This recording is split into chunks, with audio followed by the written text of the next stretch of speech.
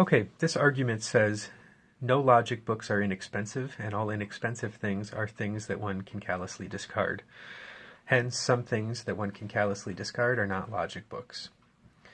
We're going to again assign our term variables, use them properly, making sure that we put the major term or major premise in the first place, the minor premise in the second place.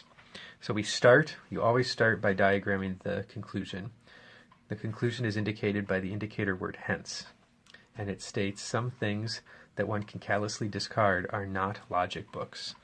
So it is going to take the form some S are not P, where S, the S category will be things that one can callously discard,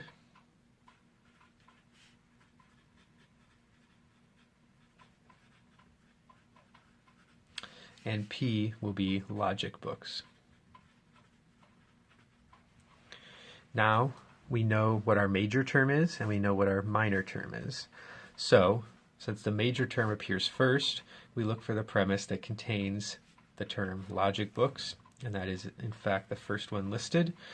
So it will have the form no P R M, where P is again logic books, and M is indicated in the sentence by the word inexpensive, but we're going to use this formulation, inexpensive things, so that it is a noun phrase.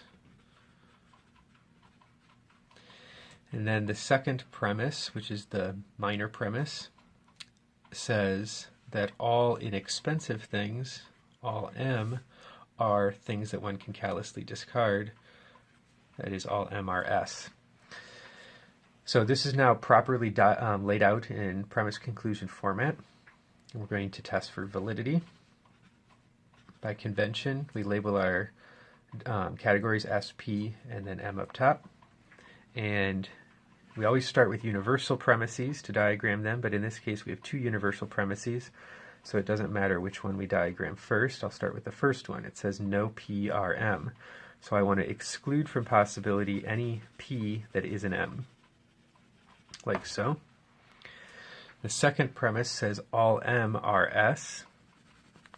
Remember, we always diagram complete crescent moon shapes or complete football shapes, so we overlapped here. And then I check to see whether the information expressed in the conclusion is depicted in the diagram, and it is not. The diagram, or the conclusion says some S are not P. So it's a particular conclusion, and I would be looking for an existence indicator. That is an X or an asterisk. And I don't see one. The diagram as presented does not, or the argument as presented does not yield a valid conclusion when interpreted from the Boolean standpoint. When I have a particular conclusion and I recognize that the argument is invalid, I then adopt the Aristotelian standpoint, and I go back and ask, if I assume that my categories have at least one member, is there a category where that assumption that it has a member would render the argument valid? So let me show you what I mean. I'm going to start with the S category. Let's assume that S has exactly one member, one and only one member. Can I diagram that in such a way that I would yield a valid argument? And the answer is no, because if I assume that the category S has one and only one member, I know it can't go here because that's now excluded from possibility, but it could go either here, here, or here. So assuming that S has exactly one member does not help me, does not yield a valid argument.